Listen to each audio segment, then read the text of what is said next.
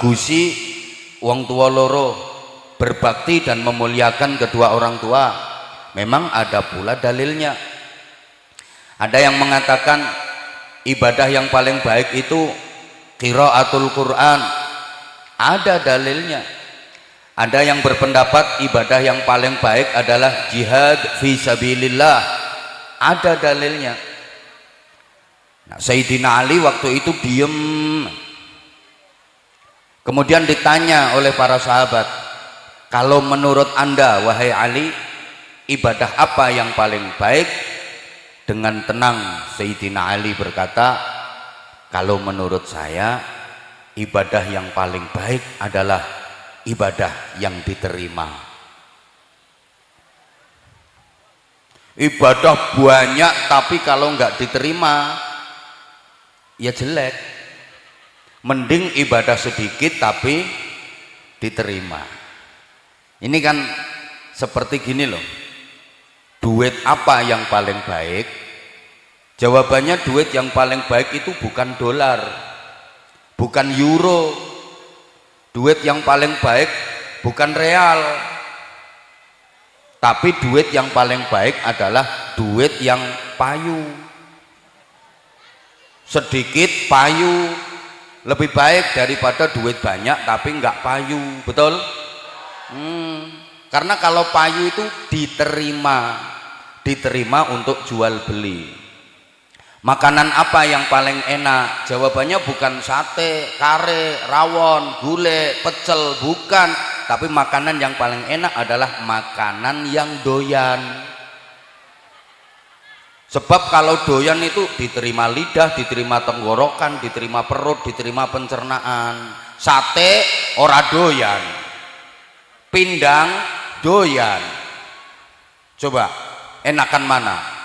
Sate ora doyan, tempe doyan, enak mana? Enak tempe doyan. Sate kalau ora doyan ya ora enak. Ada kok orang yang ora doyan sate, daging sapi ora doyan, daging kambing ora doyan. Tapi kalau tempe 5 piring, nah itu cetakan Ilat Kere. Ya mungkin orangnya sugih, duitnya banyak, tapi cetakannya Ilat, cetakan Kere. Anggur ora doyan, duku ora doyan, apel ora doyan, juwet geragas, itu cetakan Ilat Kere.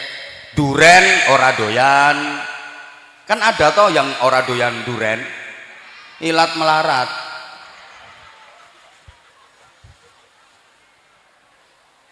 Ya kayak maaf kupingnya ibu-ibu itu ada kuping sugih, ada kuping kere.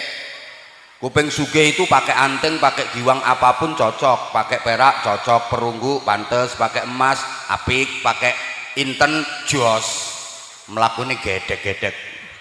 Kuping sugih. Nah, kuping kere pakai perunggu abuh, pakai perak bededek, pakai emas ledeh, pakai inten nyenyek. Jodone di tali benang. Itu kuping melarat. Ada kok orang itu dinaikin mobil mewah, harganya mahal, suspensinya bagus, di AC mendem. Ada apa enggak? Ada, orangnya sekarang lagi kipas-kipas. Dinaikin mobil bagus, harganya mahal, suspensinya oke, di AC mabok, mendem. Tapi ditumpak ke truk sehat. Ada itu, orangnya sekarang pakai seragam muslimatan.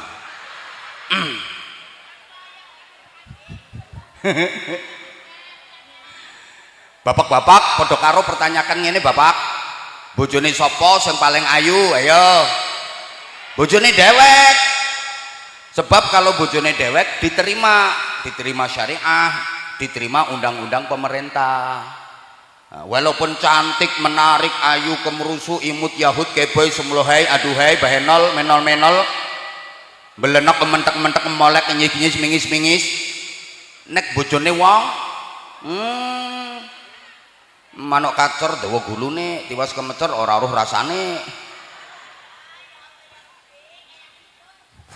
Makanya ibadah yang paling baik itu ibadah yang diterima. Allahumma sholli ala Muhammad. Yang kedua, kenapa doanya mudah-mudahan ibadahnya diterima? Ibu bapak para jamaah,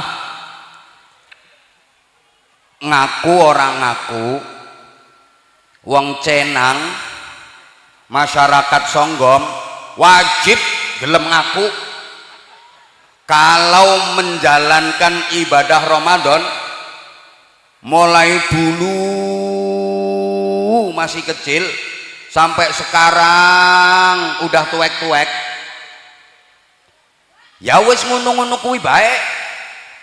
Kalau menjalankan ibadah Ramadan mulai dulu masih anak-anak sampai sekarang sudah kawak-kawak, ndak ada peningkatan. Ibadah Ramadannya ya gitu-gitu aja. Pokoknya siang harinya puasa, malamnya sholat tarawih, witir, kalau mau ya baca Quran. Ibadah Ramadan sampean-sampean semua kan cuma begitu. Nggih napa nggih? Pada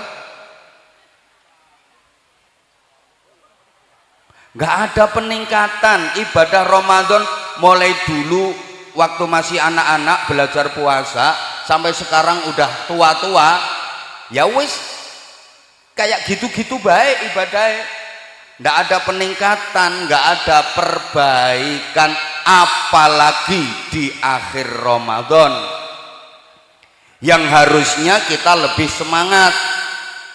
Di akhir Ramadan harusnya lebih sungguh-sungguh, sebab ibarat pertandingan akhir Ramadan itu babak final. Kalau pengen menang jadi juara, dapat hadiah, dapat piala, dapat penghargaan, harus lebih sungguh-sungguh. Tapi kenyataannya di akhir Ramadan ibadahnya masyarakat cenang, songgom, malah kendor. Betul? Ibu-ibu kalau di akhir Ramadan lebih semangat ngamal apa ngemol?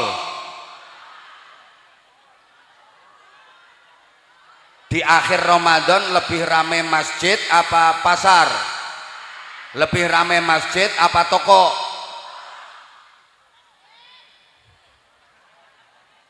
Itulah kita. Makanya entah seperti apa ibadahnya, mudah-mudahan diterima Allah. Apa tandanya? Kalau ibadah kita diterima Allah, tandanya adalah Syawal. Makanya bulan sesudah Ramadan disebut Syawal. Itu secara bahasa artinya berkembang dan meningkat.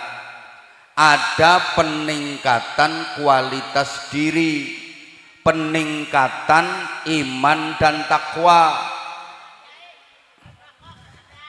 Nggih, matur suwun. Ada peningkatan ibadah. Allahumma sholli ala Muhammad. Saya ulang, tanda bahwa Ramadan kita berhasil, tanda bahwa ibadah kita di bulan Ramadan kemarin diterima Allah, Syawal dan seterusnya ada peningkatan. Allahumma sholli ala Muhammad. Puasa kita kemarin adalah puasa jenis uler, bukan puasa jenis ulo. Kira-kira masyarakat cenang puasanya kemarin puasa uler apa puasa ulo?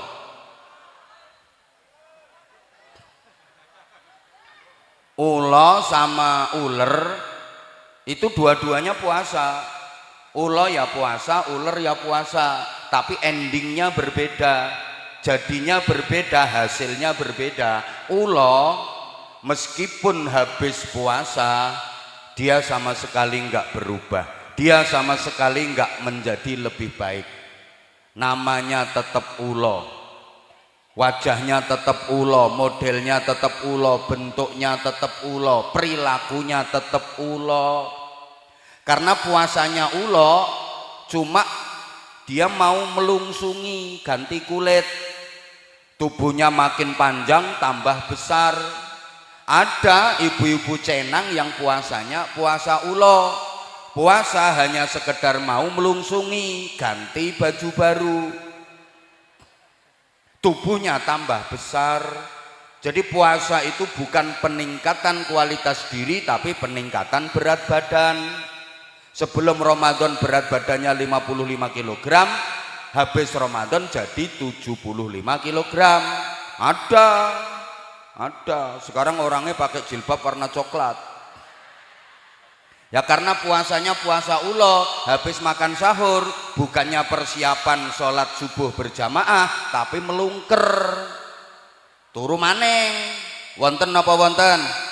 Wonten, orangnya sekarang lagi ketawa. Walaupun habis puasa sama sekali nggak berubah jadi baik, kehadirannya tidak membawa harapan, justru menebar ancaman. Itu ulo. Beda dengan uler. Sebelum puasa dia jelek, menakutkan, gilani, gateli, sumber penyakit, jalannya aja ngremet, ngerusak. Uler itu ndak ada orang seneng sama uler. Ibu-ibu misalnya lagi ngumpul kayak gitu, terus tak piuri uler 2 kilo, bubar. Uler itu nggak ngapa-ngapain, diem nempel tok udah ngerusak. Betul? Nggak ngapa-ngapain, diem tok nempel, uler itu udah ngerusak. Nempel di kulit, kulitnya gatel, keroken, kulitnya apa namanya bahasa ngapaknya, bliduren. Nempel di daun, daunnya rusak, rencem-rencem, bolong-bolong. Nempel di tanaman, tanamannya rusak, kering. Nempel di buah, buahnya rusak, bosok. Nempel di untumu, nek untuku ora, untumu bolong, rusak. Itu uler. Makanya kalau ada orang sukanya ngerusak, suka bikin ribut, biasa dijuluki uler. Kepriben, pripun gimana di Cenang sini? Wonten ulere? Ulere lanang apa wadon? Oh, ulere pakai BH.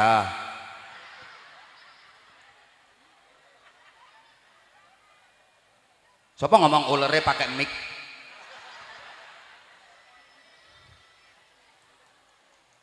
Kemudian ulernya berpuasa dengan cara berproses jadi kepompong. Bahasa Inggrisnya the entung. Entung itu puasa, orang madyang, orang ngombe, orang rabenan. Bapak Ibu apa pernah ngelihat ada entung rabenan? Dia puasa, selesai berproses jadi kepompong, berubah lebih baik. Namanya berubah, bukan lagi ular tapi jadi kupu. Bentuknya berubah, jalannya berubah, tadinya ngremet sekarang terbang. Makanya orang Cenang kalau Ramadannya sukses, lepas Ramadan orang Cenang bisa terbang jadi Superman.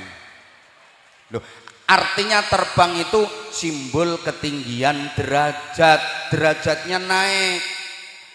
Tadinya ngerusak ketika masih berupa ular, begitu puasa berubah jadi kupu, manfaat, membantu proses pembuahan.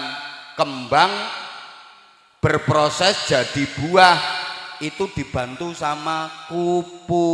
Allahumma sholli ala Muhammad.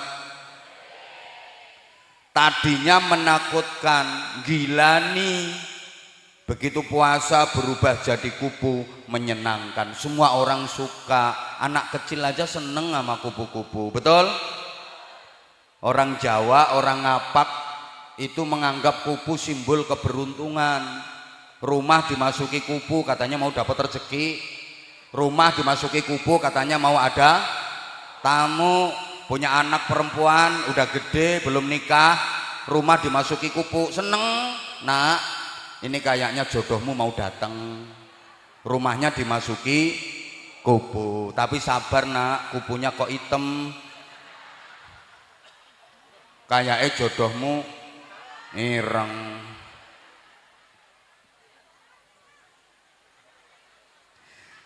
Kehadirannya tidak menebar ancaman tapi membawa harapan.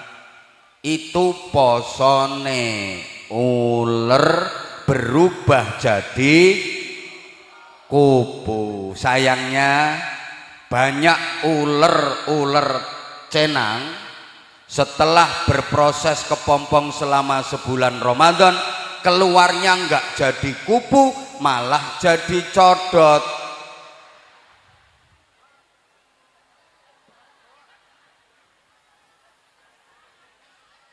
Wonten napa mboten? Rampung Ramadan malah elek, wonten napa mboten?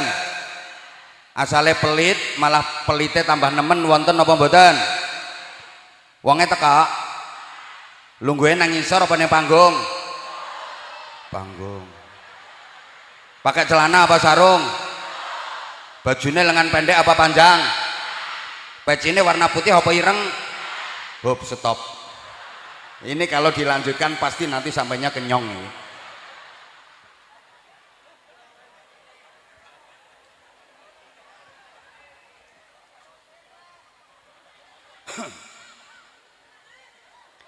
Nah sekarang ibu bapak, para jamaah yang saya hormati rahimakumullah, peningkatan di bidang apa yang dihasilkan selama madrasah Ramadan 1 bulan?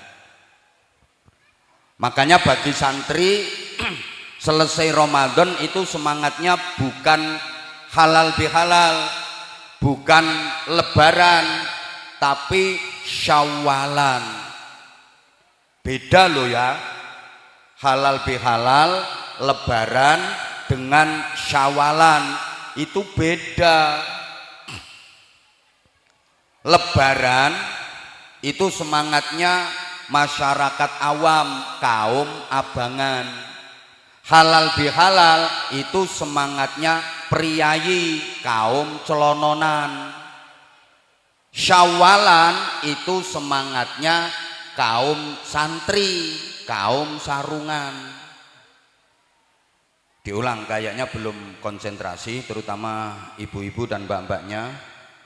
Masih banyak yang belum percaya bahwa yang dipandangnya adalah Abah Anza.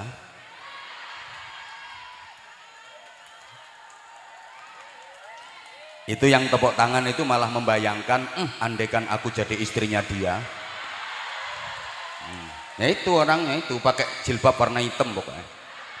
Dari tadi itu menteleng, kalau mandang saya itu nggak kedep. Kamu tuh kalau ngelihat aku jangan kayak gitu dong.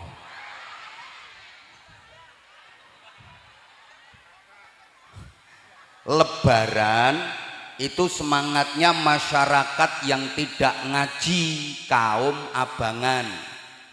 Halal bihalal semangatnya priayi, kaum celononan. Syawalan semangatnya santri, kaum sarungan, kaum gamisan. Memang beda. Beda. Halo? Loh, Islam di Indonesia ini kan ada 3 macam. Ada orang Islam yang berusaha benar-benar islami, ada orang Islam yang sudah terkontaminasi dengan modernisasi, ada orang Islam yang masih memegang teguh tradisi. Loh, angel loh gatuk-gatuk kayak ngene iki. Ya pengen murah ya ketua RT-mu kon ceramah. Allahumma sholli ala Muhammad. Makanya tahun baru juga ada 3. Ada tahun baru 1 Muharram, ada tahun baru 1 Januari, ada tahun baru 1 Suro. 1 Muharram itu tahun barunya santri. 1 Januari tahun barunya priayi. 1 Suro tahun barunya wong sing orang ngaji. Halo? Paham apa ora gitu omongin? 1 Muharram itu tahun barunya umat Islam yang ikut ajarannya Rasulullah. 1 Januari tahun barunya umat Islam yang ikut ajarannya penjajah. 1 Suro tahun barunya umat Islam yang ikut ajarannya simbah-simbah. Sampean ikut yang mana? Rasulullah, penjajah, apa simbah-simbah? Misalnya semuanya dirayakan. 1 Muharram dirayakan dengan pengajian, 1 Januari dirayakan dengan dangdutan, 1 Suro dirayakan dengan jaranan. Yang paling sepi yang mana? Orang Cenang ikut yang mana? Pengajian, jaranan, apa dangdutan?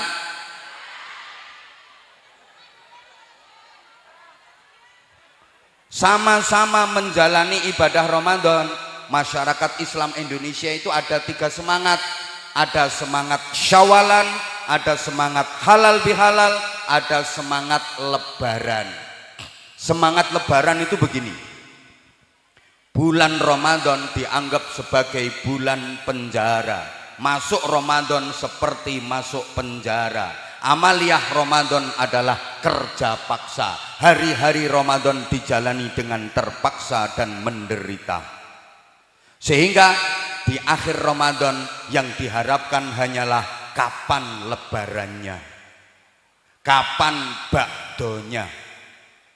Kenapa seperti itu? Sebab sebelum Ramadan dia berteman dengan setan. Begitu Ramadan, setan temennya di penjara. Pisah sebulan dengan temennya, sedih.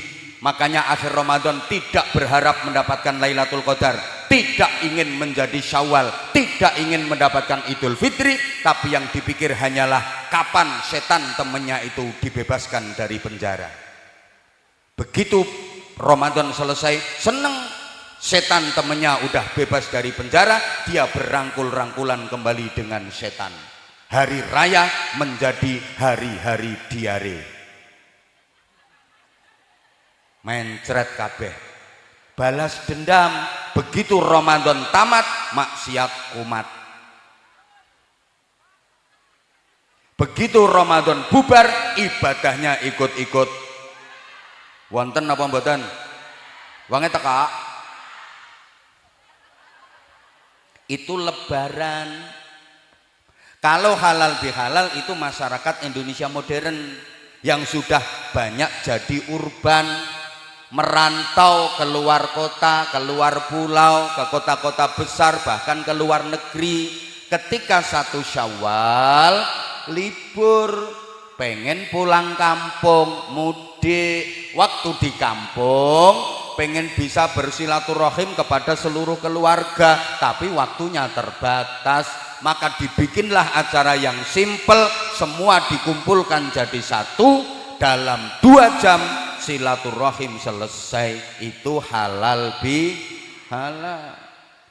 Kalau santri semangatnya Syawalan, Allahumma sholli ala Muhammad. Semangat Syawalan itu seperti apa? Para jamaah, panitia mohon maaf, infak kelilingnya sebentar lagi, ndak usah gegeri, ndak usah ribut. Saya sudah tahu, walaupun nggak usah disodori kertas, sekarang kertasnya masih di bawah MC.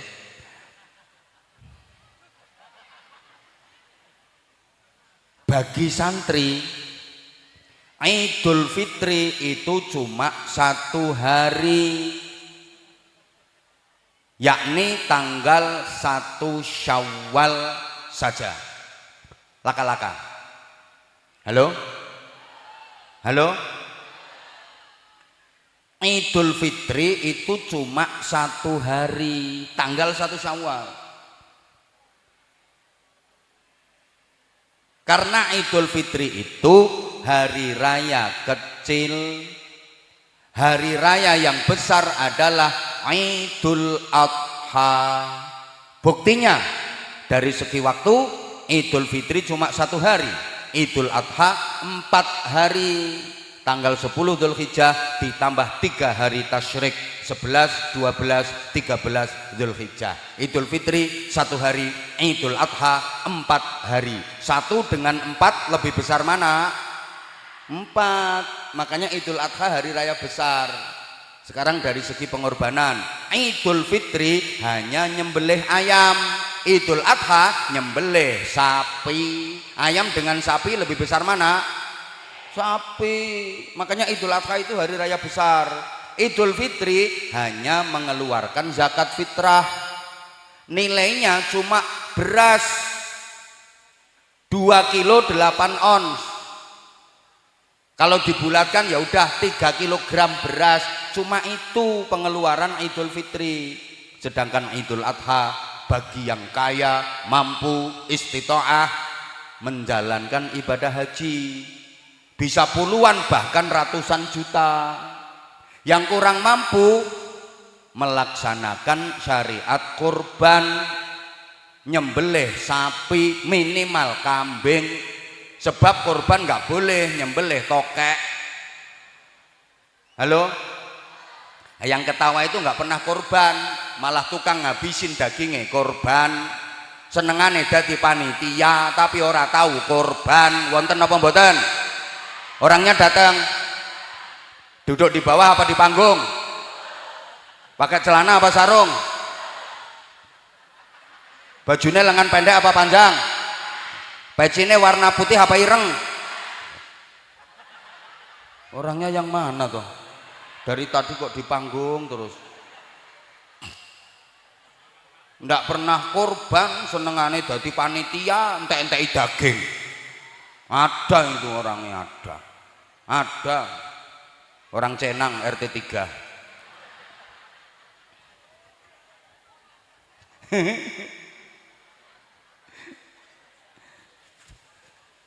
Udah, Idul Fitri hari raya kecil, Idul Adha hari raya. Maka santri harus menyikapi dengan adil. Yang kecil ya dianggap kecil, yang besar dianggap besar. Yang kecil diperlakukan kecil, yang besar diperlakukan besar. Jangan dibalik.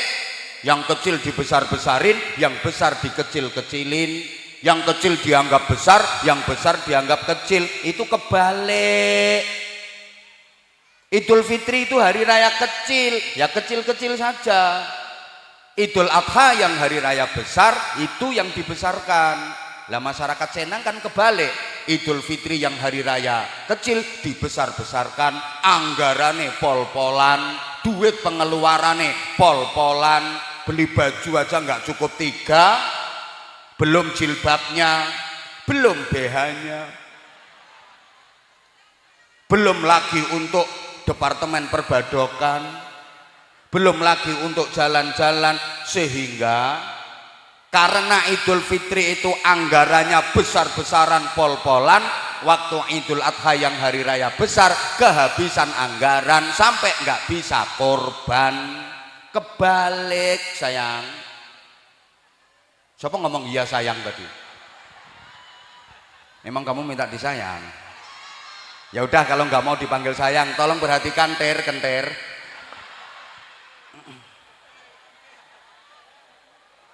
Aku tuh sayang banget sama kamu. Lah kalau nggak sayang ya ngapain aku jauh-jauh dari Bojonegoro datang ke kamu. Panas-panas tak bela-belain. Aku sekarang ada di deket kamu. Karena aku tahu kamu udah lama memendam rindu. Bisanya kan cuman ngelihat aku di HP. Kebayang nggak sekarang bisa sedekat ini sama aku?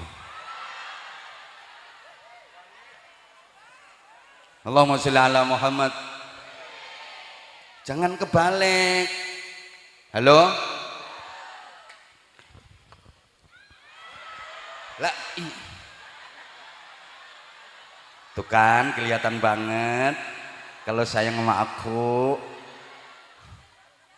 Lah sekarang yang meningkat setidaknya ya iman dan takwa. Iman itu modal. Maka memasuki Ramadan itu yang dipanggil bukan sembarang orang Islam. Ayatnya jelas, ya ayyuhalladzina amanu. Hai orang-orang yang beriman, bukan hai orang-orang Islam laki dan perempuan, enggak. Bukan ya ayyuhan nas, hai seluruh manusia, enggak. Tapi yang dipanggil ya ayyuhalladzina amanu. iman ini modal. Kenapa? Sebab gini para jamaah, ringkes-ringkes saja, waktu kita terbatas, tinggal 10 menit.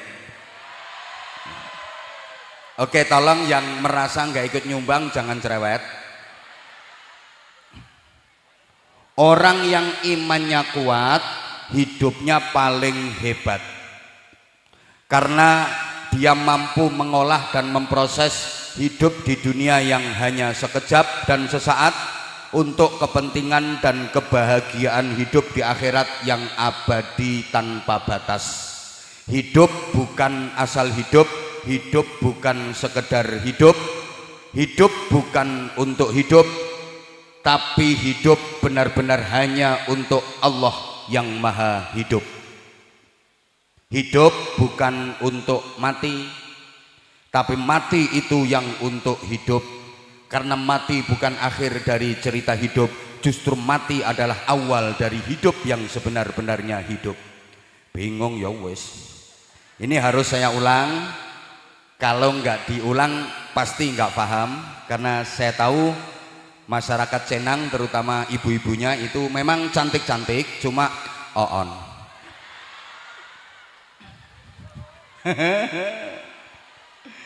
Maafin ya, itu bahasa roastingan sayang aku ke kamu.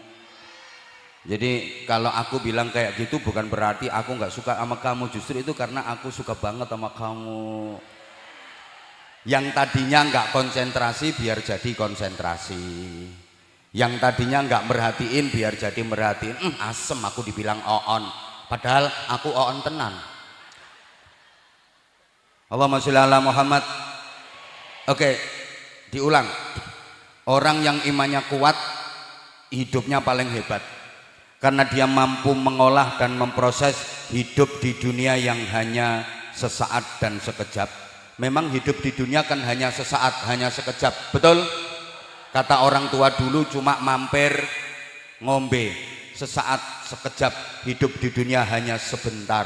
Dibanding kehidupan abadi di akhirat, rata-rata manusia menjalani hidup di dunia cuma 1,5 jam saja, sebentar banget, tidak ada yang lama. Mohon maaf Pak dan Ramil yang gagah, mana tadi beliau? Iya, hidup di dunia juga hanya sebentar. Pak Camat hidup di dunia cuma sebentar. Pak Kepala Desa hidup di dunia juga hanya sebentar. Sebentar lagi Pak Lurah, sini bilangnya Lurah apa Kepala Desa? Sebentar lagi Pak Lurah akan meninggal dunia.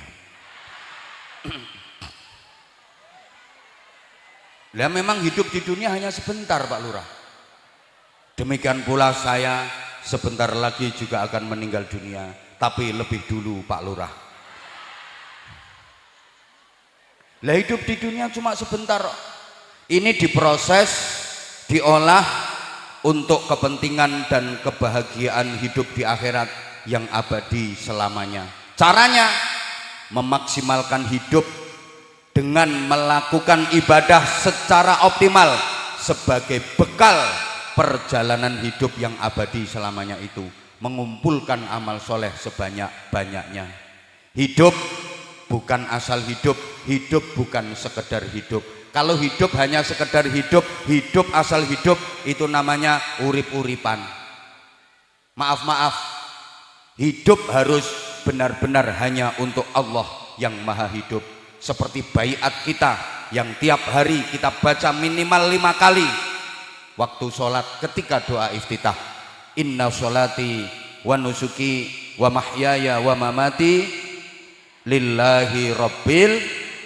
Jadi hidup benar-benar hanya untuk Allah yang maha hidup. Hidup bukan untuk mati, tapi mati itulah yang untuk hidup. Karena mati bukan akhir dari cerita hidup, justru mati adalah awal dari hidup yang sebenar-benarnya hidup. Diulang lagi, masih banyak yang pelongo-pelongo. Hidup bukan untuk mati, karena sesungguhnya mati itu nggak ada. Yang ada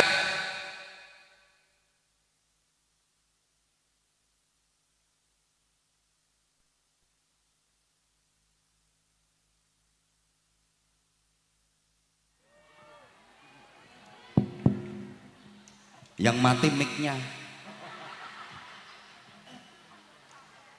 Jadi hidup bukan untuk mati, karena sesungguhnya mati itu nggak ada. Yang ada tetap hidup, cuma pindah alam. Mati dari alam dunia, pindah hidup ke alam barzakh. Maaf ya, karena ini acaranya ada haul masal, ya harus menerangkan ini. Sebenarnya saya itu paling sedih kalau diundang ceramah di acara haul. Paling sedih.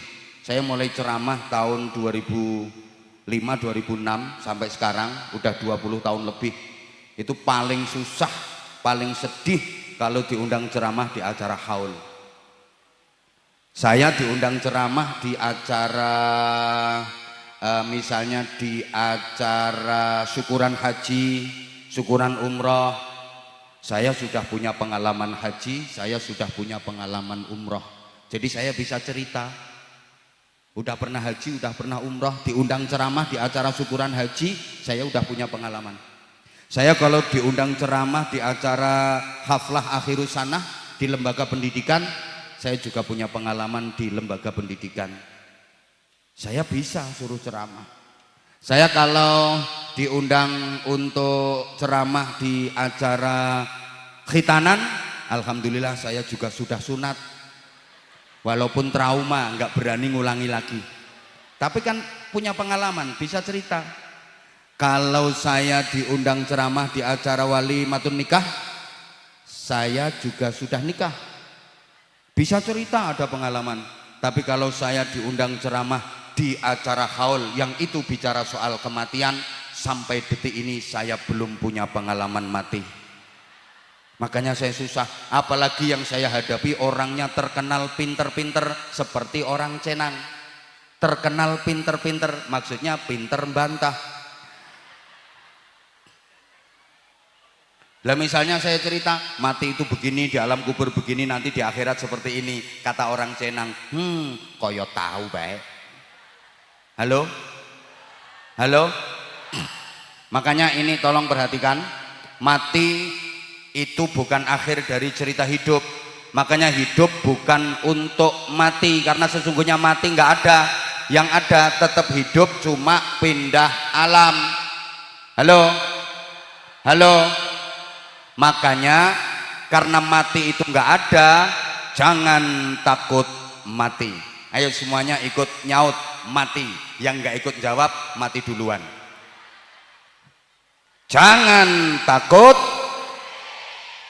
jangan cari, jangan lupakan, selalu ingat, selalu siap, dan selalu rindukan. Awas yang gak ikut jawab mati duluan. Diulang, karena hidup itu nggak ada kematian, yang ada tetap hidup, cuma pindah alam saja. Maka jangan takut, jangan cari, jangan lupakan, selalu ingat, selalu siap, dan selalu rindukan. Kenapa mati harus dirindukan? Kematian itu kalau dirindukan akan terasa indah.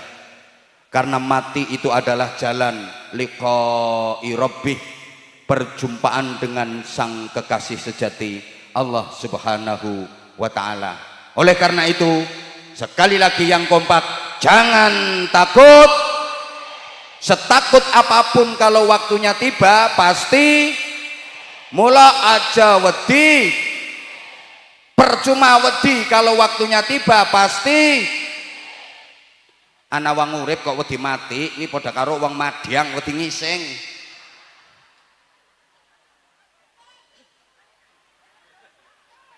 Urip wedi mati padha karo madyang wedi ngising. Wayang ngising yo ngising.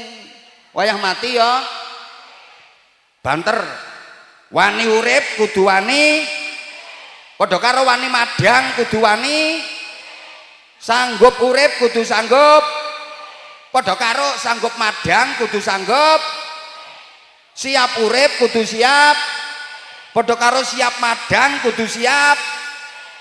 Gelem urip kudu gelem, padha karo gelem madang kudu gelem. Mangga ngising bareng.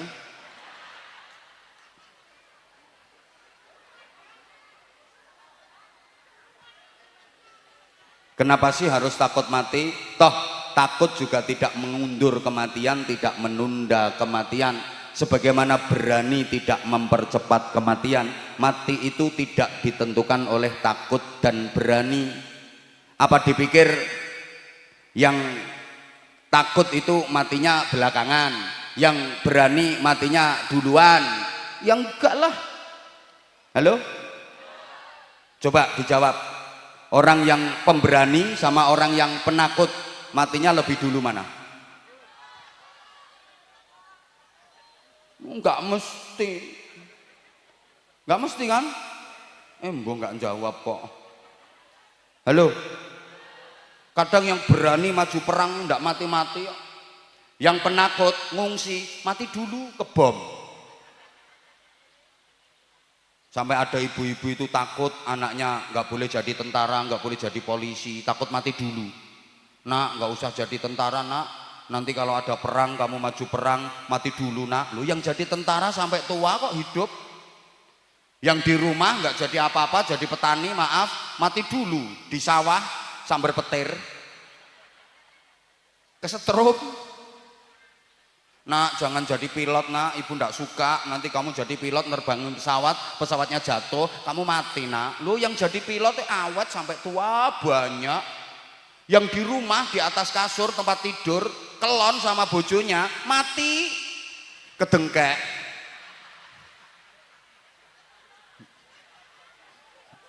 Mbok kedengkek opo? Lah iya toh. Coba yang sehat sama orang yang sakit-sakitan matinya lebih dulu mana? Oh, berarti sekarang sampean sehat, besok mati sampean? Enggak pasti kok. Kadang lo yang sakit-sakitan lo enggak mati-mati. Yang ngeramut itu, yang ngerawat itu capek lo San. Ya Allah, kok enggak mati-mati ya Allah. Yang sehat, segar bugar mati mendadak. Ada enggak? Ada. Sekarang orangnya di sini tapi nggak merhatiin keterangan saya. Itu kayaknya mau mati mendadak itu orangnya.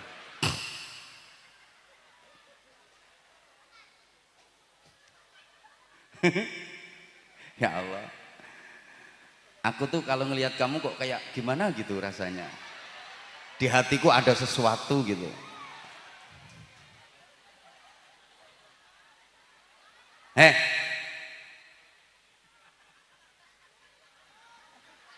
Bentar ya. Sekarang saya tanya lagi. Rungokno toh. Orang muda sama orang tua, matinya lebih dulu yang mana? Enggak mesti. Di sini ada enggak cucu mati lebih dulu daripada kakeknya? Lah iya itu kan contoh.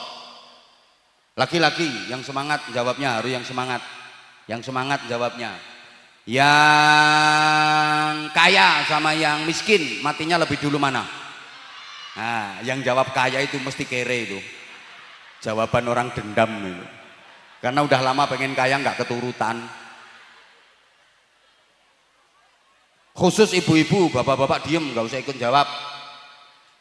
Ibu bapak, mohon maaf. Perempuan sama laki-laki matinya lebih dulu mana, Bu? Iya. Kayaknya punya serep itu. Kayak mendoakan suaminya cepat mati gitu.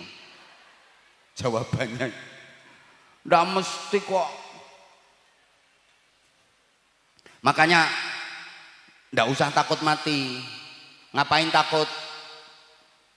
Setakut apapun kalau waktunya tiba ya mati. Yang perlu kita khawatirkan itu nanti kita mati pas ngapain? Nanti kita mati itu di mana? Nanti kita mati itu pas berbuat apa? Itu yang perlu kita cemaskan, perlu kita khawatirkan. Karena orang mati itu pilihannya cuma dua. Ada mati pas melakukan hal yang baik, namanya husnul khotimah. Ada orang mati pas melakukan kejelekan, namanya su'ul khotimah. Nah kita itu nggak tahu nanti kematian kita seperti apa. Padahal kematian itulah yang menentukan nasib manusia untuk selama-lamanya, ditentukan oleh kematian, bukan ditentukan oleh kehidupan. Maaf, yang menentukan nasibmu selamanya itu bukan hidupmu di dunia ini, tapi matimu dari dunia ini. Allahumma sholli ala Muhammad. Gini loh maksud saya itu. Ada orang selama hidup itu sepertinya baik, ternyata matinya kok mati jelek. Ini seterusnya bernasib jelek. Di alam kubur nasibnya jelek, di akhirat nasibnya jelek, neraka selamanya. Naudzubillah min. Loh, misal ada orang selama hidup itu sepertinya jelek kayak perbuatannya, tapi ternyata kematiannya adalah kematian yang baik. Seterusnya bernasib baik. Di alam kubur nasibnya baik, di akhirat nasibnya baik, surga selamanya. Jadi yang menentukan itu kematian. Baik apa buruk? Kalau kematian dalam keadaan baik, seterusnya jadi orang baik. Kalau kematian dalam keadaan buruk, seterusnya jadi orang bernasib buruk. Kok kayak takut untuk sampean? Halo? Lah cuma kematian itu ditentukan oleh kebiasaan hidup. Yamutun nas ala ma asyu wa yub'atsuna ala ma matu. Orang itu nanti matinya seperti apa tergantung kebiasaannya waktu hidup. Kalau hidupnya kebiasaan baik, ya matinya mati baik. Kalau hidupnya kebiasaan buruk, ya matinya mati buruk. Maka hidup ini biasakan berbuat baik supaya kematiannya kematian dalam keadaan baik. Itu seterusnya akan bernasib baik. Allahumma sholli ala Muhammad. Bapak Ibu jamaah rahimakumullah, orang kalau hidupnya kebiasaan baik, matinya mati baik. Biasanya tercermin dari wajahnya, tambah bersih, tambah ganteng, tambah cantik, tersungging senyum di bibirnya. Ada orang mati itu pantes gitu. Pantes, padahal hidupnya dia nggak begitu cantik, orang cenang aja. Begitu mati tambah cantik. Ada. Tapi ada orang mati itu kelihatan jelek, metot-metot, nyaprut-nyaprut. Modelnya kayak orang patek setuju dipateni gitu. Ada itu. Metot-metot.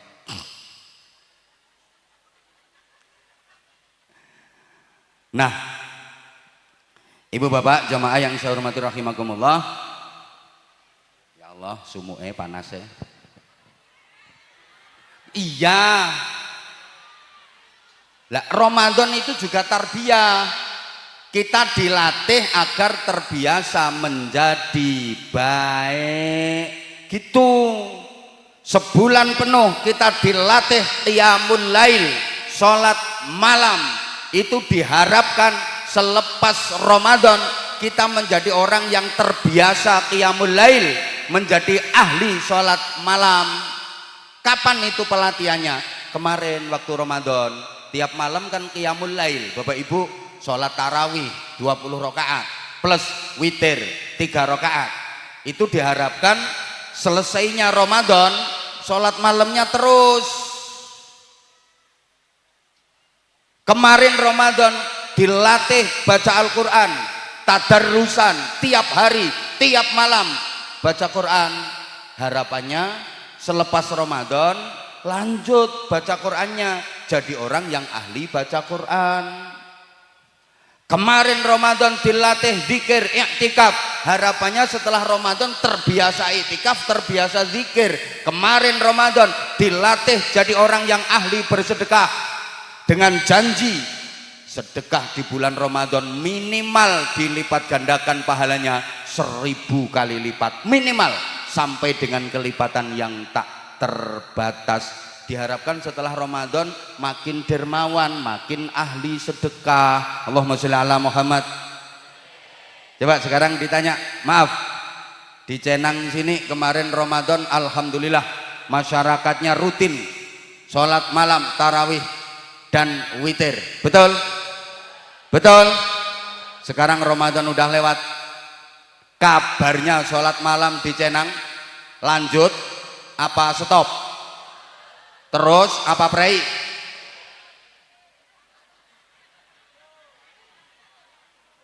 Masjid-masjid, musola-musola di Cenang sekarang ini jamaahnya juga masih tetap rame kayak kemarin taraweh Ramadan. Ini yang saya maksud, masyarakat kita banyak yang kebalik-balik, yang tidak penting dipenting-pentingkan, yang penting malah tidak pentingkan, dianggap tidak penting. Sholat taraweh rame jamaahnya, kadang masjid sampai ndak muat, tapi sholat maktubah rata-rata jamaahnya sepi. Halo, sekarang saya tanya, tolong dijawab, sholat tarawih hukumnya wajib apa sunnah? Oke, bener. Sholat subuh sunnah apa wajib? Wajib. Sunnah dengan wajib lebih penting mana? Lebih penting mana? Pahalanya lebih banyak mana? Berarti sholat tarawih dengan sholat subuh lebih penting mana? Di Cenang masjid musola jamaahnya sholat tarawih dengan subuh lebih banyak mana?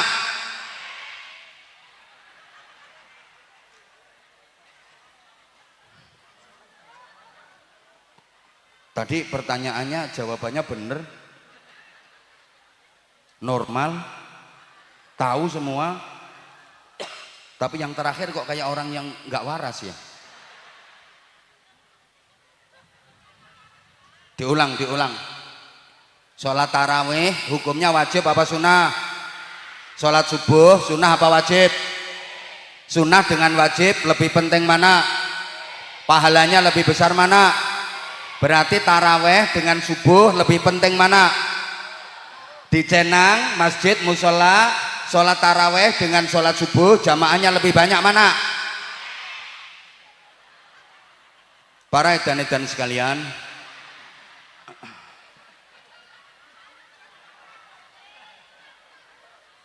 sampean ora tarawih ora dosa, tapi sampean ora subuh.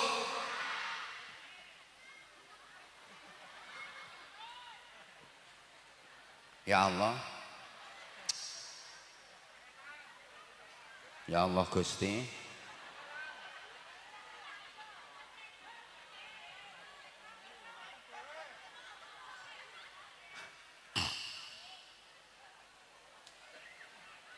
Allahumma sholli ala Muhammad. Kemarin Ramadan dilatih baca Quran tiap hari, tiap malam. Sekarang Ramadan udah lewat, baca Quran di Cenang kabarnya pripun? Terus apa prei?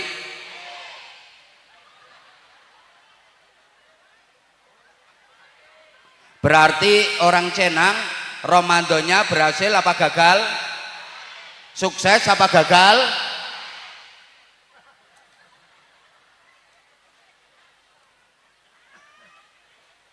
Potongan orang duwe isin.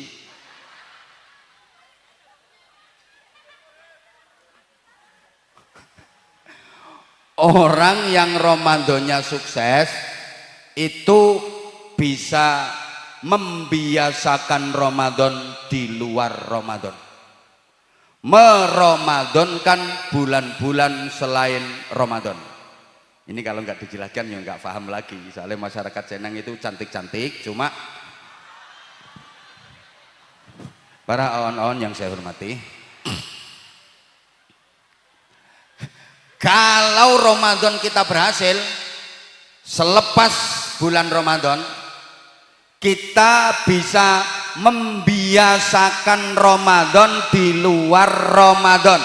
Kita bisa meramadankan bulan-bulan selain Ramadan, menjadikan bulan-bulan selain Ramadan seperti bulan Ramadan semua. Oke, Ramadan memang sudah berlalu, tapi aku masih tetap bisa melakukan amaliyah Ramadan. Memang bulan Ramadan sudah lewat, tapi aku masih tetap bisa puasa. Minimal puasa Senin, minimal puasa Senin. Kalau nggak kuat boleh dibagi, bapaknya yang Senin, ibunya yang, jadi tiap hari Senin bapaknya nyenen, tiap hari Kamis ibu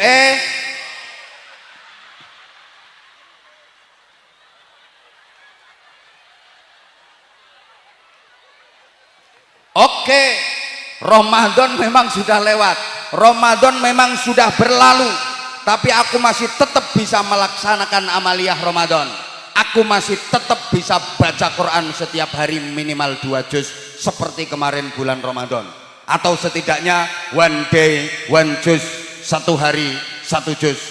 Kalau masih belum mampu, one day setengah juz. Masih nggak kuat, one day 1/4 juz. Keberatan, one day one lemper. One day one ayat yo kenemenen. Halo, itu maksudnya membiasakan Ramadan di luar, meramadankan bulan-bulan selain Ramadan. Memang Ramadan sudah lewat tahun ini, tapi aku masih tetap bisa qiyamul lail. Kalau kemarin 20 rakaat tarawih plus 3 rakaat witir, aku bisa rutin sebulan penuh. Sekarang pun aku tetap bisa rutin, meskipun nggak harus 20 rakaat. Ya keberatan potonganmu.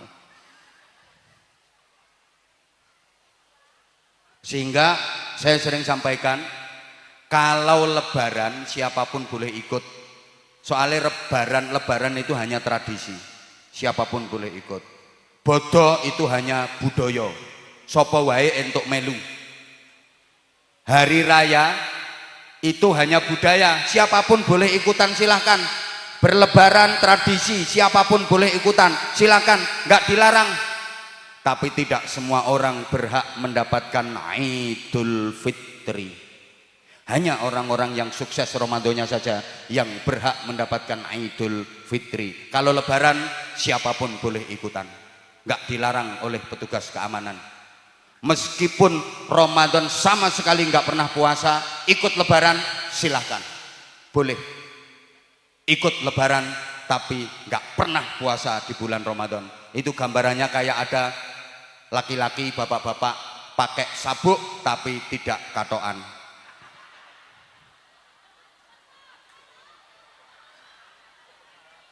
Penting mana toh sabuk sama katok?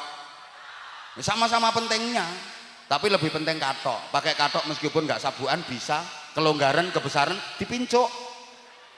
Nah kalau pakai sabuk tapi nggak katokan, gendeng. Nah itu namanya ikut lebaran tapi nggak pernah puasa sama sekali. Ada apa enggak? Ada apa enggak? Contohnya suamimu.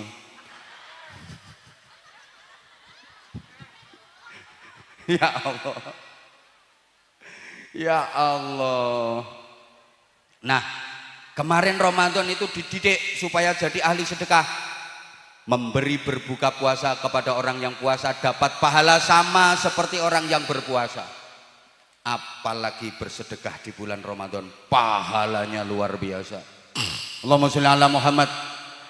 Minimal dilipat gandakan sampai 1000 kelipatan. Dan tanda sukses Ramadan menjadi orang yang takwa, ayatnya sering dibaca tadi oleh penceramah pertama, juga disampaikan, alladzina yunfiquna fis sarra'i wad-dharra.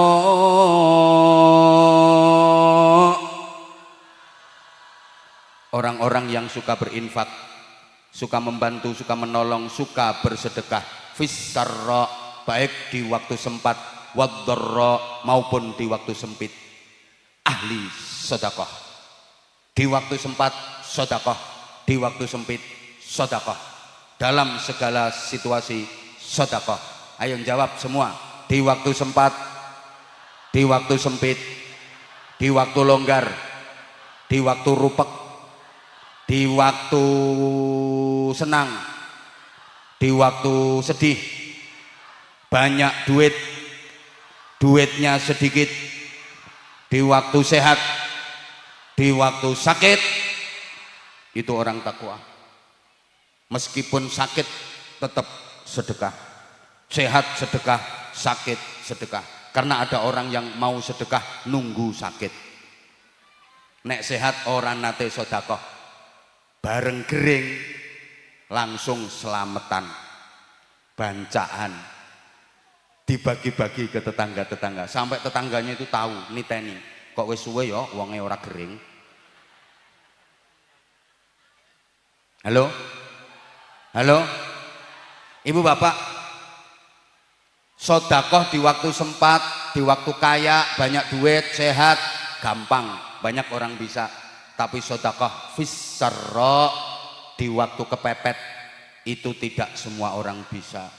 Misalnya gini ya, panen mangga, gembel buahnya banyak, dijual nggak payu, akhirnya dibagi-bagikan ke tetangga. Orang gumun, pantes wae ditol ora payu, bagi-bagikan ke tetangga, sedekahkan ke tetangga. Mudah sedekah fissarra, tapi sedekah fiddarra itu berat. Misalnya gini, misalnya ibu sampean misalnya punya duit cuma 500.000, ya cuman itu duit sampean, kan potonganmu ora tau ndek duit oke. Maaf, jangan tersinggung. Kalau duitmu banyak, nggak mungkin duduknya ndoprok di bawah seperti itu. Demikian pula yang sebelah sini, yang sebelah sana. Ini potongan orang duit-duit. Sorry, jangan marah. Misalnya sampean kaya, duitnya banyak, nggak mungkin mau berdesak-desaan duduk di situ. Betul? Orang-orang yang kaya, banyak duit, pengusaha-pengusaha, nggak mau datang pengajian umpet-umpetan kayak gini, desek-desekan kayak gini. Makanya yang hadir di sini itu kere semua. Sehingga penduduk surga itu kebanyakan isinya orang-orang miskin. Hidup melarat, hidup melarat. Loh, orang kaya apa mau hadir di pengajian kayak gini? Dia sekarang ngurusi perusahaannya, ngurusi karyawannya, ngurusi bisnisnya. Yang rajin datang ke pengajian ini orang-orang kere, orang-orang melarat. Makanya nanti yang banyak masuk surga orang-orang miskin. Melarat tenan ya amin. Makanya maaf kalau misalnya tak bikin contoh, sampean punya duit 500.000, yo cuman itu duit sampean, nggak ada yang lain, wong sampean nggak pernah punya duit banyak.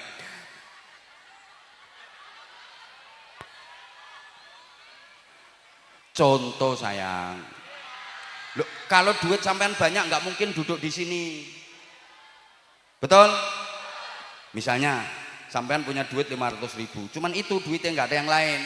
Sampean sendiri punya kepentingan pribadi yang sangat darurat, penting banget. Duitnya cuma 500 itu aja, enggak ada yang lain. Ada tetangga datang mau minjem duit. Ayo, berani ngelepas napa mboten? Yang sebelah sini berani ngelepas napa mboten? Mikir.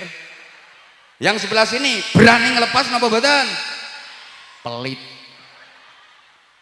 Kalau orang bertakwa berani ngelepas. Loh, dirinya sendiri kan punya kepentingan, emergensi, darurat.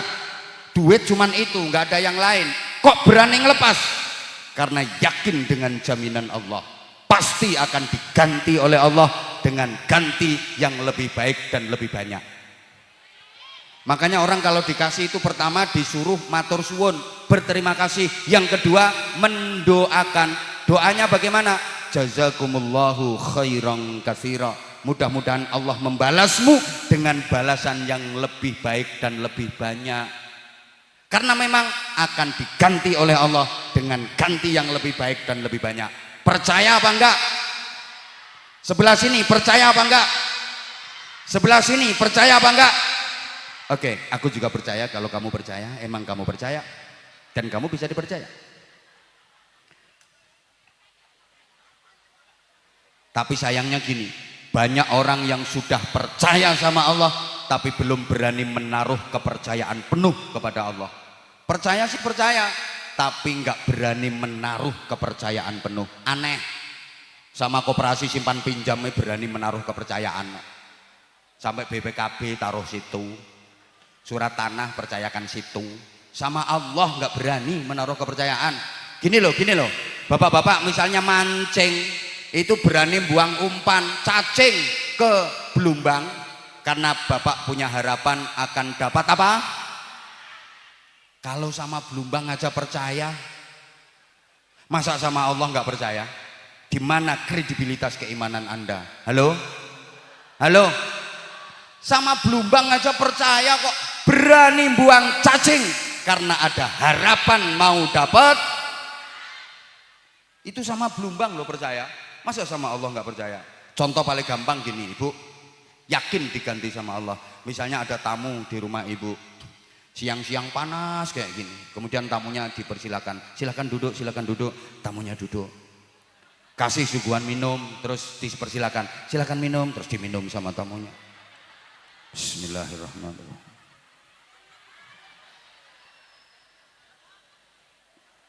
Bismillahirrahmanirrahim.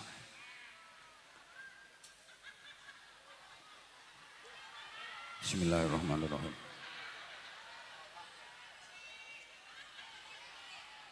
Misalnya saking hausnya tamu, minum itu sampai koret-koret habis.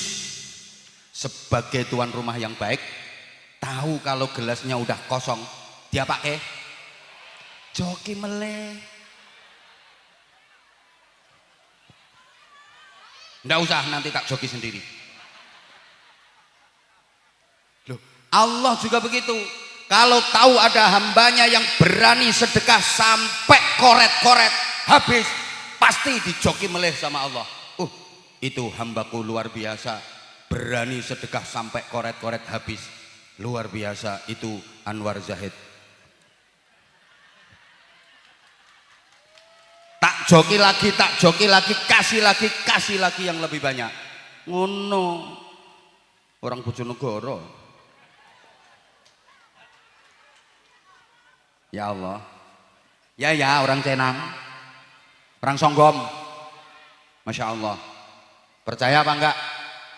Percaya apa enggak? Makanya ketika Rasulullah menawarkan kepada para sahabatnya, wahai sahabat-sahabatku, ini perjuangan agama butuh modal. Siapa yang mau menginfakkan hartanya di jalan Allah, rebutan infak. Giliran Sayyidina Utsman, saya ya Rasulullah, sepertiga kekayaan saya infakkan di jalan Allah. Allahu Akbar. Sepertiga kekayaan Sayyidina Utsman itu kekayaannya orang sekabupaten Tegal masih kalah. Yang Brebes, ya lupa aku. Ya karena tadi malam dari Tegal. Kemarin seharian 4 tempat di Tegal. Ini sekarang Brebes, habis ini langsung geser ke Kendal. Saya ini udah 3 hari tidak pulang. Bahkan kalau dihitung udah 6 hari. Kemarin tanggal 5, 6, 7 di Hong Kong. 5, 6, 7 saya di Hong Kong. Malam nyampe rumah, pagi langsung berangkat. Pekalongan 4 tempat, Tegal 4 tempat, sekarang Brebes, sambung nanti Kendal.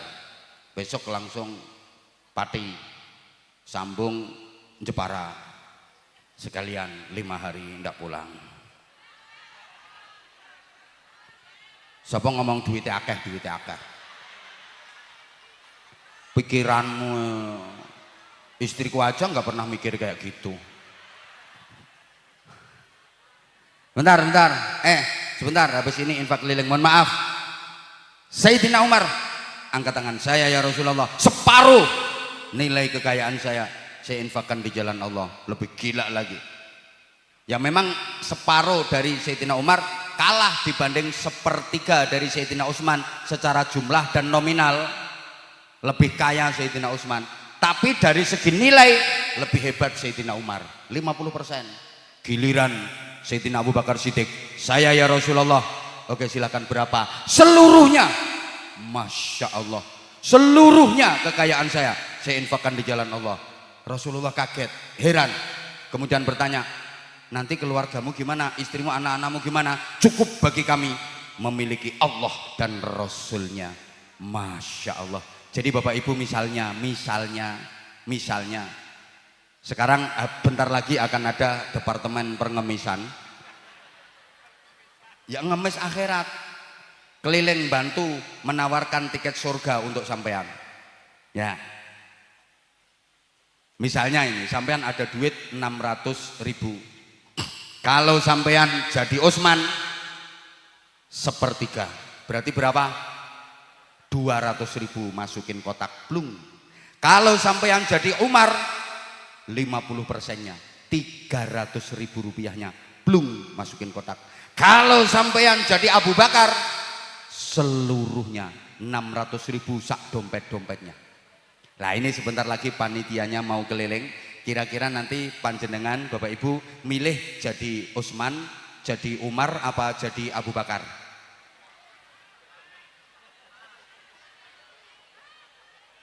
Aku yang nggak milih siapa-siapa, milih jadi Sulastri. Kalau Sulastri 2.000 duitnya lungset.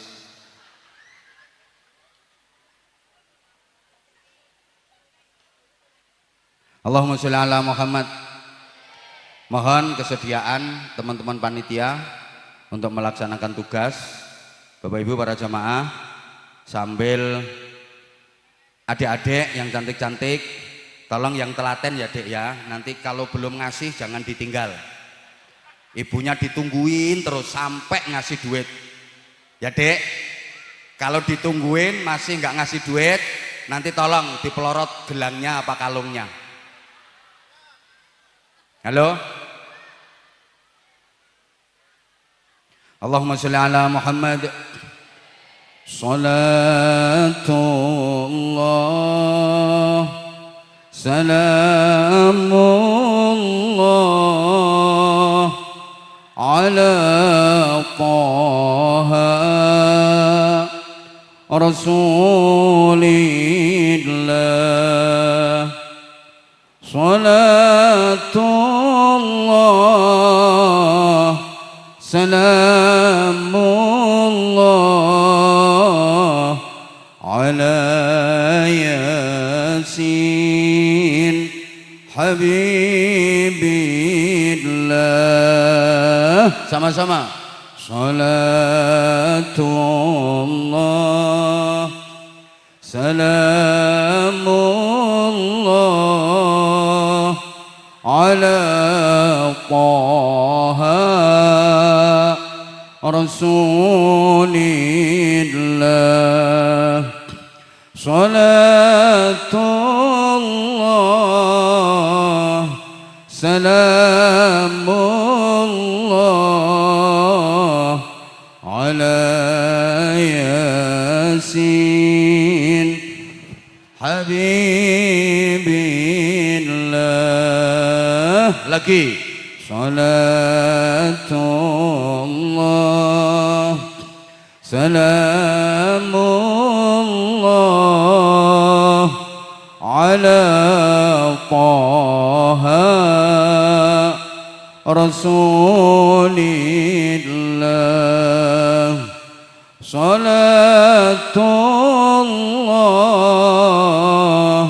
salamullah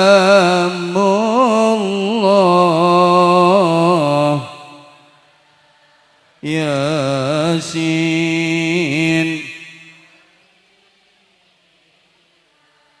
Tawassalna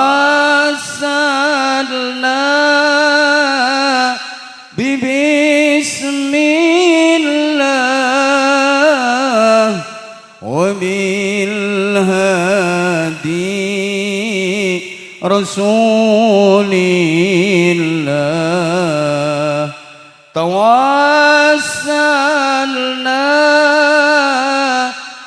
bismillah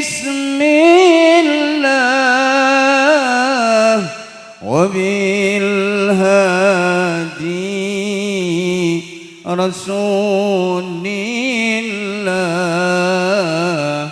wa kulli mujahidin lillah bi ahlil badri ya Allah.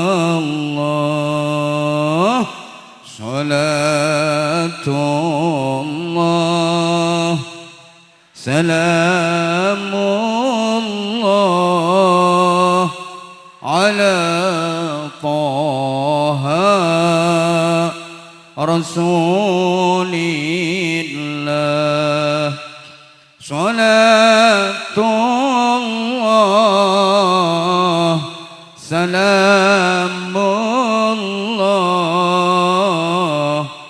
ala Yasin.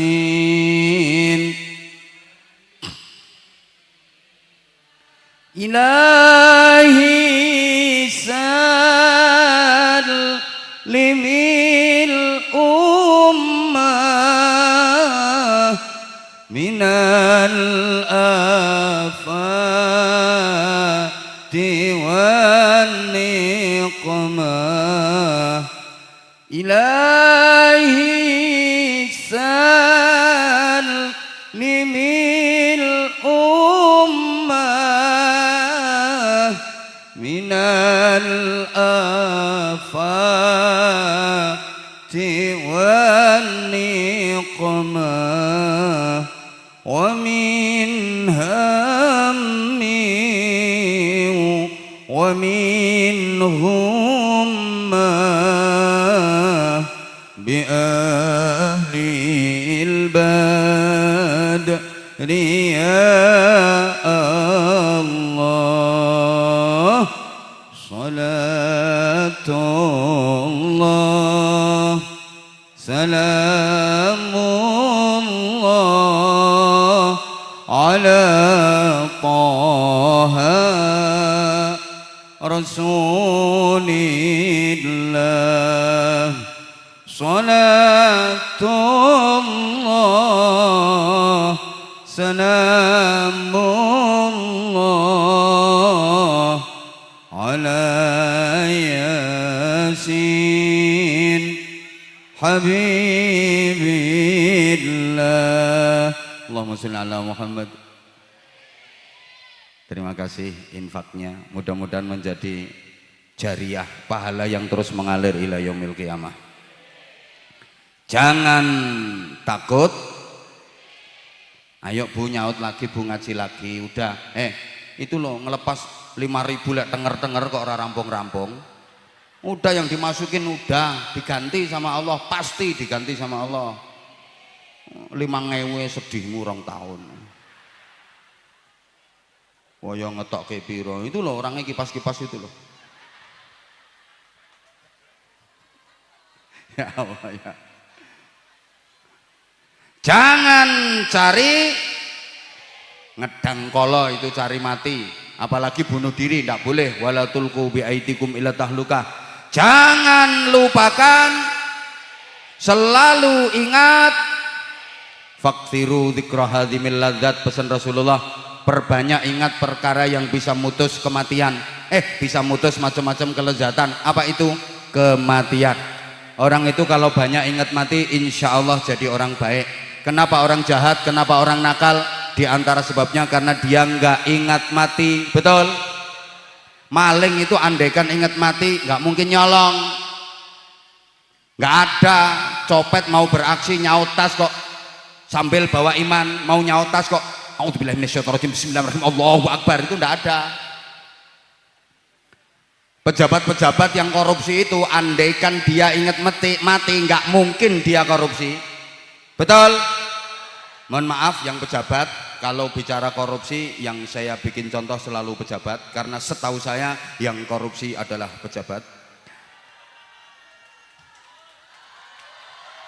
Ya mohon maaf, itu setahu saya loh, setahu saya yang korupsi itu pejabat. Lah nek kroco-kroco kayak gitu yang mau dikorupsi ya apa? Sebenarnya pengen tapi nggak tahu caranya.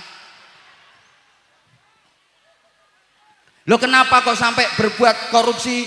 Karena dia nggak ingat mati. Halo? Orang yang berbuat zina, andaikan dia ingat mati, nggak mungkin dia melakukan zina.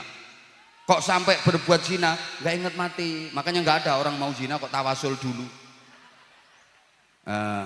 Saudari Lonte yang saya cintai, sebelum kita melakukan proses perpetinggiringan ini, mari sama-sama kita bertawasul dengan membaca suratul Fatihah.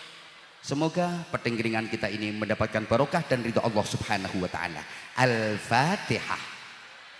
Ya cangkemmu ditungkai malaikat. Ya karena nggak ingat mati. Coba misalnya, ini nanti saya pas naik metingkring, malaikat Israel datang, nyawa dicabut, langsung masuk pemberitaan. Seorang warga desa Cenang mati metingkring.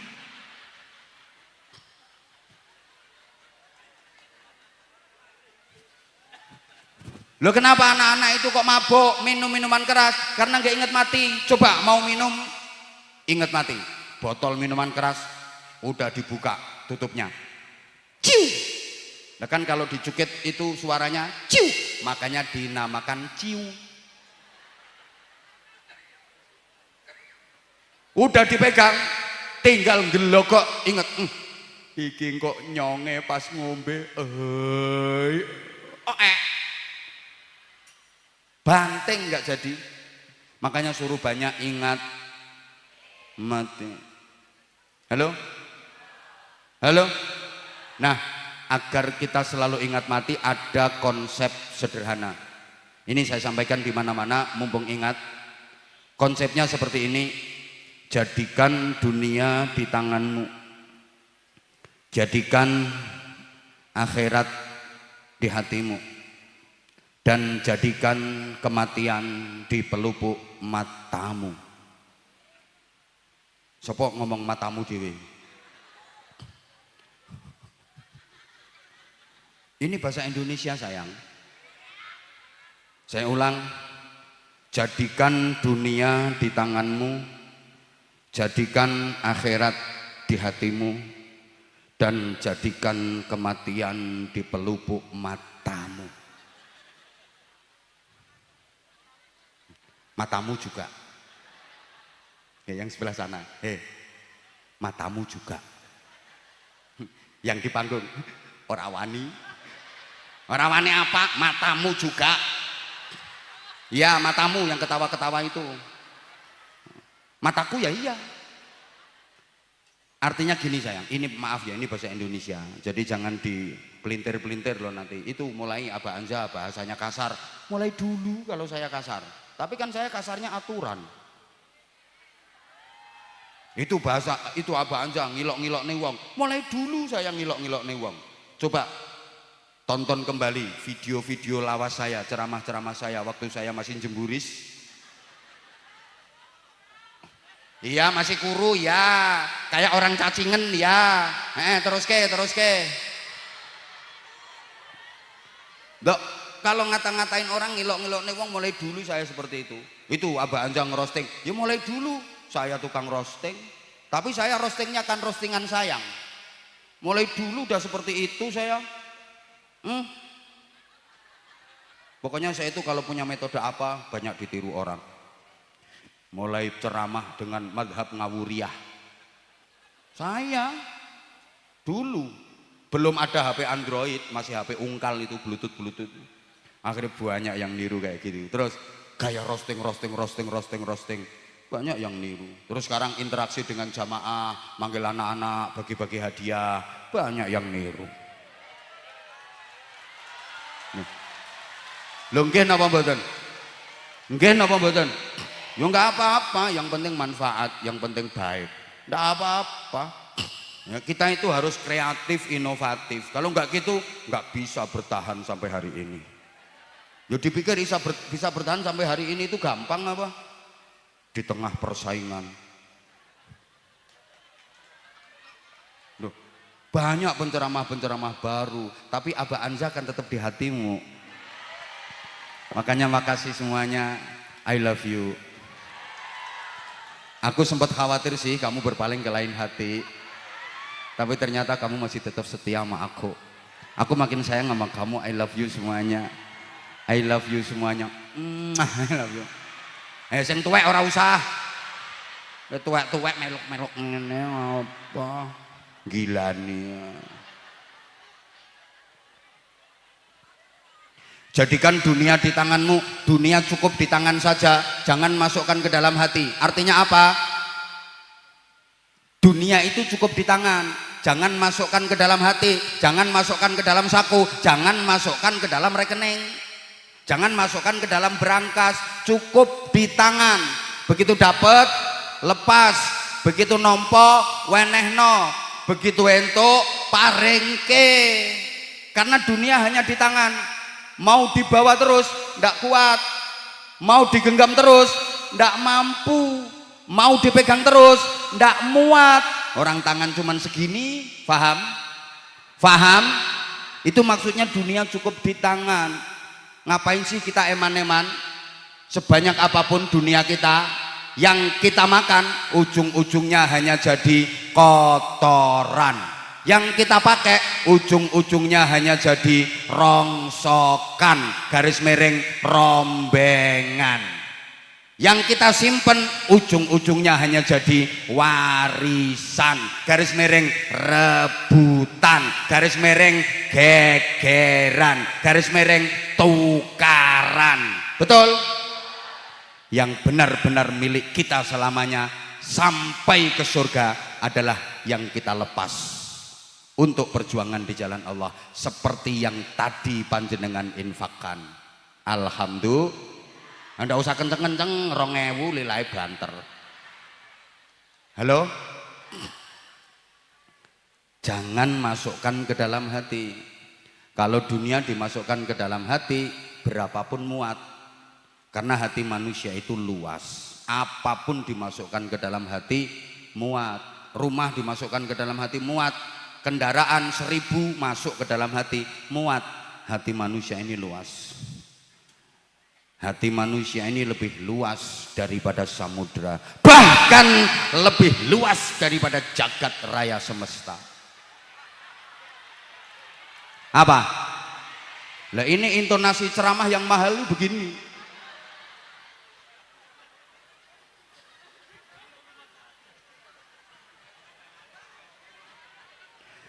Kalau dunia dimasukkan ke dalam hati, akibatnya ketika memiliki kekayaan dunia yang banyak, merasa tinggi hati. Ayo sampean jawab hati, ngono loh.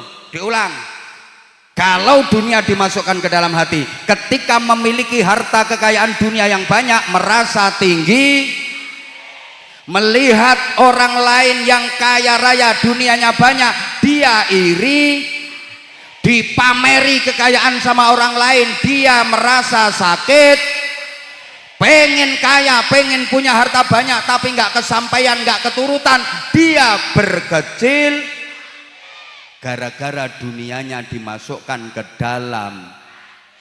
Yang kedua, kalau dunia dimasukkan ke dalam hati, jadinya sedih, susah, gelisah, ribut, kacau, tukaran, gegeran. Tolong dijawab pertanyaan saya, yang ikut jawab mudah-mudahan barokah. Mudah-mudahan rezekinya lancar, minimal gampang nyari utangan. Lo sampean nyari utangan susah, bingung, wong potonganmu tukang utang. Bapak Ibu pernah susah apa enggak? Pernah sedih apa enggak? Pernah gelisah apa enggak? Pernah gegeran apa enggak? Saya tahu sebabnya, pasti itu karena urusan dunia. Pasti karena urusan dunia. Betul? Betul? Maaf, suami istri harusnya saling menyayangi, saling mencintai, saling memadu kasih, saling pengertian. Betul? Supaya rumah tangganya sakinah, mawaddah, rahmah dan barokah. Itu suami istri. Tapi ada enggak suami istri yang cekcok? Ada enggak suami istri yang ribut? Ada enggak suami istri yang gegeran? Pasti urusan dunia. Sampai detik ini saya belum pernah mendengar ada suami istri ribut, cekcok, gegeran gara-gara sholat tahajud. Saya ngokeh ya gara-gara duit. Betul? Ibu sebagai istri merasa uang belanja kurang, dikasih uang belanja, lah kok cuman ini masih kurang. Sementara bapak sebagai suami ngerasa kerja keras, hasil kerja dapat duit udah dikasihkan ke istri semua. Akhirnya ribut. Kan ada toh bapak-bapak itu kerja keras, pontang panting polahe ndak karu-karuan sampai awake rupane jan koyo plastik resek kena lengo kletek. Begitu dapat duit dikasihkan istri semua, sampai mau ke warung ngemis minta duit ke istrinya. Wonten apa mboten? Itulah suami Oon. Lawang suami yang kerja keras, begitu dapat duit semua dikasihkan istri, itu suami Oon. Suami kayak nggak ngerti duit kalau udah terlanjur masuk ke bendahara umum, metune krungu kupingmu. Bapak harus bikin proposal dulu. Makanya bapak kalau dapat duit jangan kasihkan istri semua. Masa suami mau ke warung aja minta duit istri sampai ngemis-ngemis, suami Oon itu. Jangan kasihkan semua, sebagian masukkan peci. Makanya ketumu, koplokmu, pecimu itu didesain ada selempitannya. Sebagian masuk sini, kalau punya kepentingan pribadi cukup berhubungan dengan departemen persongkokan. Tapi hati-hati bapak, mulai nanti malam akan ada operasi songkok.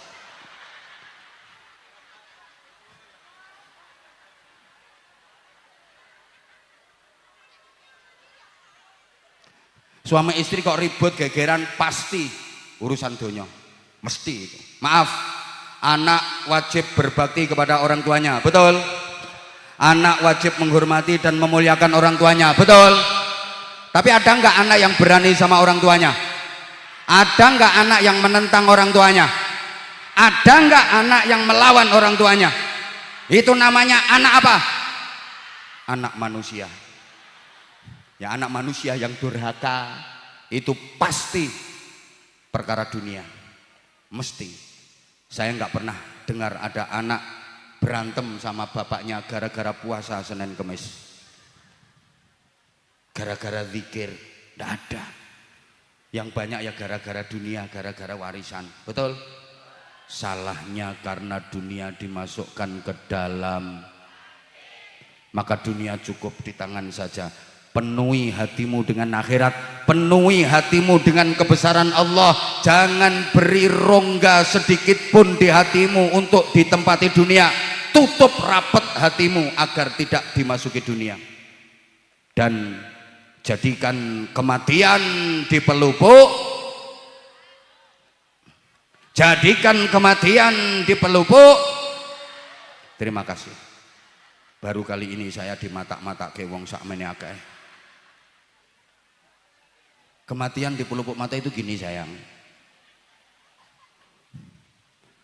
Kematian itu dekat, udah di pelupuk mata. Usia kita bertambah, berarti umur kita berkurang. Jarak dengan kematian semakin dekat, betul? Idul Fitri tahun kemarin ada saudara kita yang masih membersamai kita, masih bercanda, bersenda gurau bersama kita. Idul Fitri tahun ini dia sudah tidak lagi bersama kita, betul? Dan tidak menutup kemungkinan keadaan itu akan menimpa Anda. Sekarang Bapak Ibu sampean masih bisa ikut berhalal bihalal. Siapa tahu tahun depan sampean sudah tidak lagi bisa ikut berhalal bihalal di sini. Sampean sudah berhalal bihalal di alam kubur.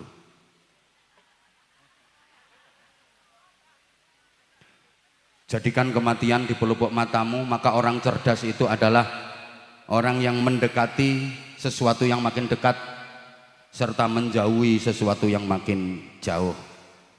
Dia mendekat ke sesuatu yang makin dekat, dia menjauh ke sesuatu yang makin jauh. Maksudnya bagaimana? Mendekat ke sesuatu yang makin dekat. Apa itu? Detik kematian yang makin dekat, maka dia terus mempersiapkan diri menyambut datangnya kematian. Menjauh dari sesuatu yang makin jauh, apa? Dunia. Makin jauh kita tinggalkan. Hakikatnya setiap hari kita berjalan menjauhi dunia. Makanya orang mati itu disebut meninggal. Moh ranyaut kurang banter. Orang mati itu disebut meninggal karena memang meninggalkan dunia. Dunia ini makin jauh kita tinggalkan. Orang yang cerdas udah siap-siap mulai sekarang. belajar meninggalkan, sehingga nanti pada gilirannya tiba benar-benar meninggalkan sudah siap, sudah tidak lagi kaget. Wes siap.